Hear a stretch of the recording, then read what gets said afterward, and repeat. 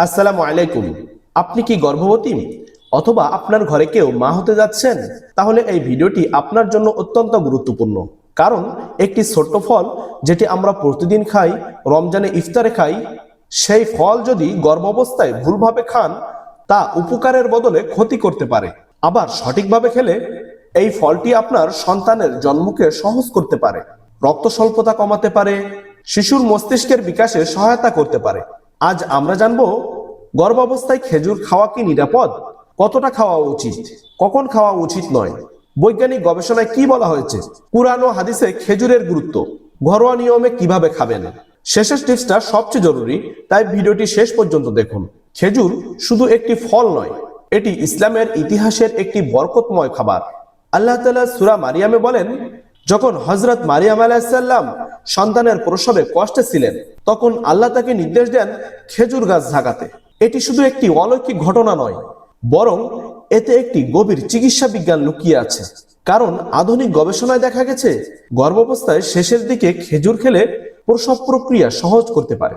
2011 সালে জর্ডানের একটি বিশ্ববিদ্যালয়ে করা গবেষণায় দেখা গেছে গর্ভাবস্থার শেষের 4 সপ্তাহে প্রতিদিন 6টি খেজুর খাওয়া নারীর মধ্যে প্রসব সময় কম লেগেছে, স্বাভাবিক প্রসবের হার বেশি ছিল, ইনডাকশন কম লেগেছে।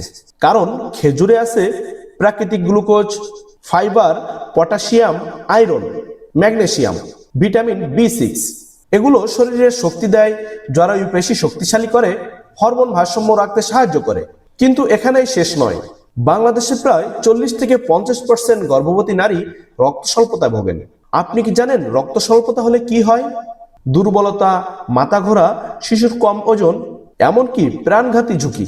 খেজুরে প্রাকৃতিক আয়রন আছে যা রক্ত তৈরি করতে সহায়তা করে। তবে মনে রাখবেন, শুধু খেজুর খেলেই আয়রনের ঘাটতি পূরণ হবে না। ডাক্তারে দেওয়া আয়রন ট্যাবলেট প্রয়োজন হলে অবশ্যই খেতে হবে। শেষের টিপসটা সবচেয়ে গুরুত্বপূর্ণ, তাই ভিডিওটি শেয়ার করে সেভ করে রাখুন। এখন আমরা জানবো ঘরোয়া উপায়ে গর্ভাবস্থায় খেজুর খাওয়ার সঠিক নিয়ম। এখন আসল প্রশ্ন, কিভাবে খাবেন? নাম্বার 1, ভিজিয়ে খাওয়া। রাতে 2 থেকে 3টি খেজুর পানিতে ভিজিয়ে রাখুন, সকালে খালি পেটে খান। এতে হজম সহজ করে, কোষ্ঠকাঠিন্য কমে। নাম্বার 2, দুধের সাথে। গরম দুধের সাথে 2টি খেজুর ব্লেন্ড করে খেলে শক্তি বাড়ে, ক্যালসিয়াম শোষণ ভালো হয়।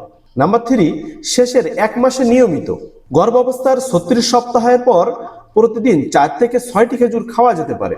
যদি ডায়াবেটিস থাকে তাহলে ডাক্তারি পরামর্শ অনুযায়ী খাবেন। মারিয়াম আলাইহিস সালামের ঘটনা আমাদের শুধু আধ্যাত্মিক শিক্ষা দেয় না, এটি একটি প্রাকৃতিক চিকিৎসার ইঙ্গিত। আল্লাহ যখন সবচেয়ে কষ্টের মুহূর্তে খেজুরের কথা বলেন, তাহলে কি এটি শুধু কাকতালি? না, এটা প্রাকৃতিক শক্তির উৎস। রাসূলুল্লাহ সাল্লাল্লাহু আলাইহি ওয়াসাল্লাম বলেছেন, যে ব্যক্তি সকালে 7টি আজওয়া খেজুর খাবে, সেদিন তাকে বিষ বা জাদু ক্ষতি করতে পারবে না। সহিহ বুখারী। এখানে বিশেষভাবে বলা হয়েছে মদিনা এর আজওয়া খেজুর। এটি রোগ প্রতিরোধ ক্ষমতা বাড়ায়, গর্ভাবস্থায় ইমিউনিটি দুর্বল থেকে সাহায্য করে। খেজুর সেই জায়গায় সহায়তা করতে পারে। প্রথম 3 মাস সকালে বমি ভাব হলে খেজুরের ছোট টুকরো শক্তি দিতে পারে, তবে বেশি খাবেন না। দ্বিতীয় 3 থেকে 6 মাস শরীর দ্রুত বৃদ্ধি পায়, এ সময় আয়রন ও ক্যালসিয়ামের চাহিদা বাড়ে, খেজুর সহায়ক। তৃতীয় 6 থেকে 9 মাস সবচেয়ে গুরুত্বপূর্ণ সময়। গবেষণা অনুযায়ী শেষের 4 সপ্তাহ নিয়মিত খেজুর প্রসব সহজ করতে সাহায্য করতে পারে। এই অংশটি খুব গুরুত্বপূর্ণ, ভিডিওটি শেষ পর্যন্ত দেখুন। তাহলে কখন খেজুর খাওয়া কমাতে হবে? যদি ডায়াবেটিস থাকে, যদি ওজন খুব দ্রুত বাড়ে, যদি ডাক্তার নিষেধ করেন। খেজুরে প্রাকৃতিক চিনি বেশি, তাই ডায়াবেটিস থাকলে ডাক্তারের পরামর্শ ছাড়া বেশি খাবেন না। অনেক মা অভিযোগ করেন পেট পরিষ্কার হয় না। খেজুরে আছে উচ্চ ফাইবার, এটি পেটের মল নরম রাখে। আমি কিছু ঘরোয়া রেসিপি বলছি, আপনি মন দিয়ে ভিডিওটি দেখতে থাকুন। 2টি খেজুর প্লাস কুসুম গরম পানি, সকালে খালি পেটে খাবেন। রাসূলুল্লাহ সাল্লাল্লাহু আলাইহি ওয়াসাল্লাম কখনো কখনো খেজুর ও দুধ একসাথে খেতেন। এই সমন্বয়কে বলা হয় একটি সম্পূর্ণ খাবার। আজকের পুষ্টিবিজ্ঞানও বলে কার্বোহাইড্রেট প্লাস প্রোটিন একসাথে খেলে এটি শরীরে এনার্জি দেয়। এখন বলবো শিশুর মস্তিষ্ক বিকাশে খেজুর। খেজুরে ভিটামিন B6 আছে, এটি নিউরোলজিক্যাল ডেভেলপমেন্টে সহায়ক। তবে মনে রাখবেন, খেজুর একমাত্র সমাধান নয়, মাকে ভারসাম্যপূর্ণ খাবার খেতে হবে। মারিয়াম আলাইহিস সালাম এর ঘটনাটি আমাদের শেখায়, কষ্টের সময়ও আল্লাহ প্রকৃতির মাধ্যমে আমাদের সমাধান দেন। খেজুর ছিল সেই সমাধান। এটি শুধু ধর্মীয় অনুভূতি নয়, এটি বৈজ্ঞানিকভাবে সমর্থিত। রাসূলুল্লাহ সাল্লাল্লাহু আলাইহি ওয়াসাল্লাম প্রায় খেজুর দিয়ে ইফতার করতেন। রক্তের গ্লুকোজ দ্রুত বাড়ায়।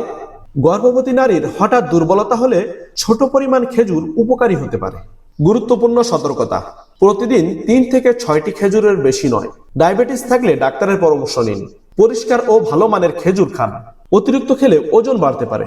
যদি আপনি না জানেন, সঠিক সময়ে সঠিক খাবার না খেলে আপনার সন্তান দুর্বল হতে পারে। আবার অতিরিক্ত বিশ্বাস করে খেলেও সমস্যা। সন্তান আল্লাহর আমানত, তাই সচেতনতা জরুরি। এই পর্যন্ত যদি ভিডিওটি দেখে থাকেন, কমেন্টে লিখুন আমি শেষ পর্যন্ত দেখব। ভিডিওটি শেয়ার করুন, কারণ হয়তো আপনার শেয়ারের মাধ্যমে একজন মা উপকৃত হবেন। ভিডিওর এই অংশটি সবচেয়ে গুরুত্বপূর্ণ, কারণ এখন আমরা জানবো কোন খেজুর সবচেয়ে উপকারী, প্রতিদিন কত ক্যালোরি যোগ হচ্ছে, অতিরিক্ত খেলে কি বিপদ, ডাক্তারের ওষুধের সাথে কিভাবে সমন্বয় করবেন। শেষের অংশে একটি অতিরিক্ত টিপস আছে, মিস করবেন না। এখন আমরা জানবো খেজুরের সম্পূর্ণ পুষ্টিগুণ। 100 গ্রাম খেজুরে আছে ক্যালোরি প্রায় 277 kcal, কার্বোহাইড্রেট 75 গ্রাম, ফাইবার 6 অথবা 7 গ্রাম, আয়রন 1 থেকে 1.5 milligram, potassium 650 milligram, magnesium, vitamin B6, antioxidant. গর্ভাবস্থায় দৈনিক ক্যালোরি প্রয়োজন হয় প্রায় 300 ক্যালোরি। 4-5টি মাঝারি খেজুর থেকে প্রায় 100 থেকে 120 ক্যালোরি পাওয়া যায়, অর্থাৎ এটি একটি শক্তিশালী প্রাকৃতিক এনার্জি সোর্স। খেজুরে থাকে ভিটামিন B6, নিউরোট্রান্সমিটার তৈরিতে সহায়ক। এটি শিশুর মস্তিষ্ক বিকাশে ভূমিকা রাখতে পারে। তবে মনে রাখবেন, এটি সম্পূর্ণ খাদ্য তালিকার অংশ, একমাত্র সমাধান নয়। এই অংশটি গুরুত্বপূর্ণ। ভিডিওটি শেয়ার করে রাখুন। তাহলে কোন খেজুর সবচেয়ে ভালো? নাম্বার 1, আজওয়া খেজুর, বিশেষভাবে পরিচিত মদিনা এর আজওয়া। হাদিসে উল্লেখিত আছে, রাসূলুল্লাহ সাল্লাল্লাহু আলাইহি ওয়াসাল্লাম বলেছেন, যে ব্যক্তি সকালে 7টি আজওয়া খেজুর খাবে, সেদিন তাকে বিষ বা জাদু ক্ষতি করতে পারবে না। আজওয়া খেজুরে অ্যান্টিঅক্সিডেন্ট বেশি। নাম্বার 2, মাবরুম, কম মিষ্টি, ফাইবার বেশি, ডায়াবেটিস প্রবণতায় তুলনামূলক ভালো। নাম্বার 3, দেশি খেজুর, সহজলভ্য, সস্তা, পুষ্টিগুণ ভালো। আসল বিষয় খেজুরের ধরন নয়, দরকার পরিমাণ ও সঠিক সময়। অতিরিক্ত খেলে কি হয়? এখানে ভয়ঙ্কর বাস্তবতা আছে। খেজুরে প্রাকৃতিক চিনি বেশি। অতিরিক্ত খেলে রক্তে শর্করা বেড়ে যেতে পারে, ওজন দ্রুত বাড়তে পারে, ডায়াবেটিস ঝুঁকি বাড়তে পারে, অতিরিক্ত ক্যালোরি জমে যেতে পারে। শেষের সতর্কতা মিস করবেন না। গর্ভাবস্থায় যে ওষুধগুলো খেতে পারেন: iron tablet, calcium, folic acid, vitamin D. খেজুরে আয়রন থাকলেও এটি আয়রন ট্যাবলেটের বিকল্প নয়। যদি আয়রন খাওয়ার পর কোষ্ঠকাঠিন্য হয়, তখন খেজুরের ফাইবার উপকারী হতে পারে। তবে আয়রন ট্যাবলেট ও দুধ একসাথে খাওয়া ঠিক নয়। ডাক্তারের পরামর্শ অনুসরণ করুন। মা হওয়া পৃথিবীর সবচেয়ে বড় নিয়ামত। আপনার গর্ভের সন্তান শুধু আপনার নয়, এটি আল্লাহর আমানত। সঠিক খাবার, সঠিক জ্ঞান, সঠিক সময়ে সঠিক সিদ্ধান্ত, এই 3টি মিলেই নিরাপদ মাতৃত্ব সম্ভব। যদি এই ভিডিওটি আপনার ভালো লাগে, স্বাস্থ্য দিগন্ত চ্যানেলটি সাবস্ক্রাইব করুন, কারণ আমরা শুধু তথ্য দিই না, আমরা দিই সচেতনতার আলো। আল্লাহ সকল মাকে সুস্থ রাখুন, সন্তানদের নেক ও সুস্থবান বানান। আমিন। আবার দেখা হবে নতুন একটি ভিডিওতে ইনশাআল্লাহ। আমাদের সাথে থাকুন। আল্লাহ হাফিজ।